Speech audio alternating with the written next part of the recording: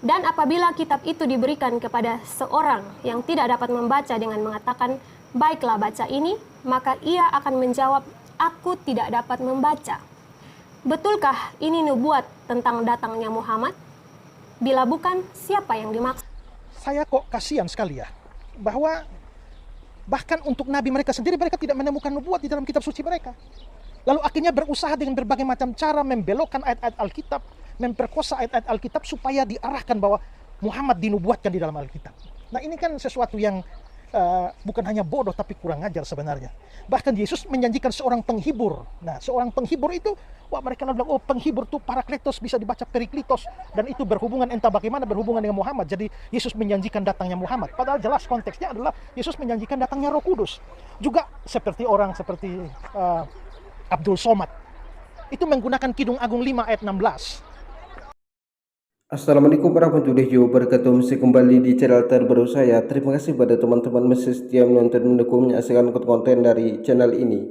Jadi tentunya kita sudah mendengarkan bagaimana cuplikan videonya. Ada pertanyaan yang cukup bagus di sini ditanyakan kepada pendeta Esra Soru ini, dan ini sempat membuat pendeta ini emosi karena mendengarkan pertanyaan jemaatnya. Jadi pertanyaannya itu adalah, apakah di Yesaya 29 itu nubuatan tentang Nabi Muhammad SAW? Kalau memang ini bukan tentang Nabi Muhammad, lalu ini tentang siapa? Jadi pendeta ini mengatakan tidak ada nubuatan Nabi Muhammad di dalam Alkitab. Ini nubuatan tentang Roh Kudus. Roh Kudus itu sudah ada ketika Yesus itu dibaptis. Jadi mereka mengatakan yang membimbing Yesus ini dibaptis ialah Roh Kudus. Kalau sudah ada, bukan nubuatan namanya. Nubuatan itu ketika orangnya belum datang, ketika orangnya belum muncul, tapi ciri-cirinya diceritakan. Jadi apa yang tertulis di Yesaya 29 ini sama seperti apa yang dialami oleh Nabi Muhammad SAW.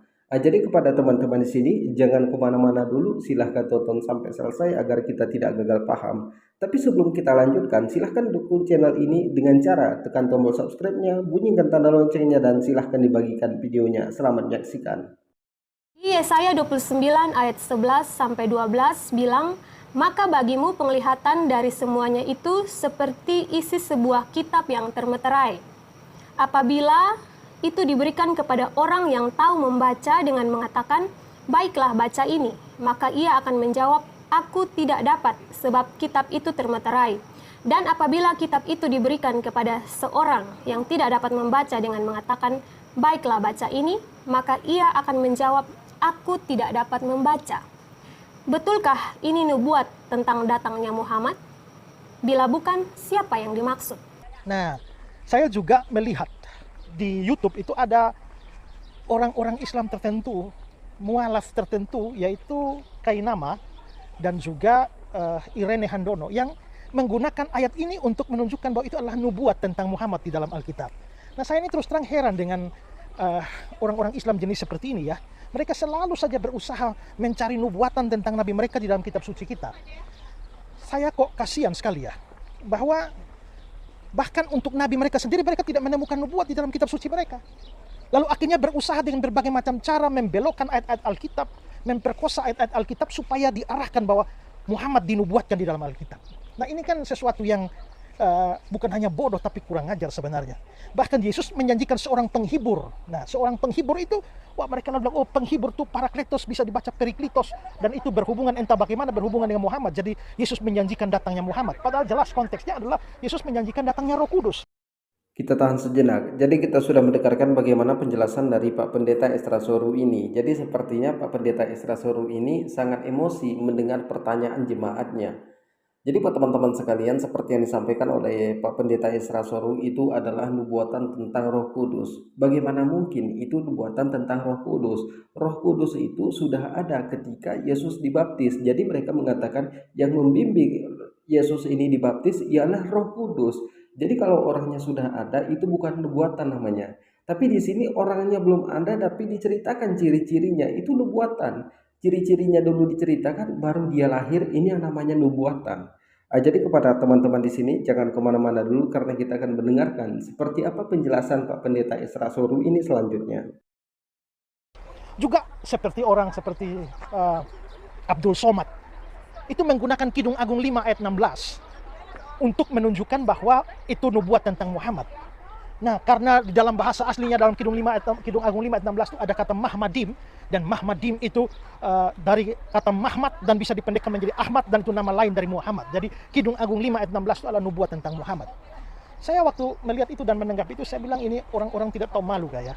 Sekian lama mereka mengatakan bahwa kitab Kidung Agung itu adalah Jadi kita sudah mendengarkan seperti apa penjelasan dari Pak Pendeta Esra Soru ini. Jadi Pak Pendeta Esra Soru ini mengatakan yang di Kidung Agung juga itu bukan nubuatan tentang Nabi Muhammad. Yang di Yesaya juga itu bukan nubuatan tentang Nabi Muhammad. Jadi itu adalah nubuatan tentang Roh Kudus. Jadi dia juga sempatnya menyalahkan Ustadz Abdul Somad karena di Kidung Agung itu tertulis Muhammad Din. Jadi buat teman-teman sekalian di sini, kalau memang ini bukan nubuatan tentang Nabi Muhammad, ini lalu nubuatan untuk siapa? Jadi kalau mereka mengatakan ini nubuatan tentang Roh Kudus, itu tidak mungkin, karena di sana tertulis apabila suatu saat nanti datang orang yang tidak bisa membaca, ketika kamu menyuruh dia membaca, bacalah. Dan dia menjawab, aku tidak bisa membaca, maka ikutilah dia. Ini Yesus sendiri mengatakan, bukan para rasulnya orang Kristen, tapi Yesus sendiri yang mengatakan. Karena kan saudara kita yang di Kristen ini lebih mendengarkan apa yang dikatakan oleh Paulus, bukan yang dikatakan oleh Yesus. Karena kan contoh ya, di dalam Alkitab itu Yesus mengatakan, aku bukan untuk meniadakan hukum Taurat, tapi aku melengkapi hukuman Taurat itu. Tapi di sini Paulus mengatakan dengan disalibkan Yesus, berarti hukum Taurat itu sudah hilang. Makanya mereka ini lebih mendengarkan apa yang dikatakan oleh Paulus. Tapi saya yakin 100% pendeta ini yakin kalau itu adalah nubuatan tentang Nabi Muhammad SAW. Cuman pendeta ini takut saja, banyak jemaatnya yang mualaf, makanya dia agak emosi menjawab pertanyaan ini. Jadi kepada teman-teman di sini, terima kasih sudah menonton. Assalamualaikum warahmatullahi wabarakatuh.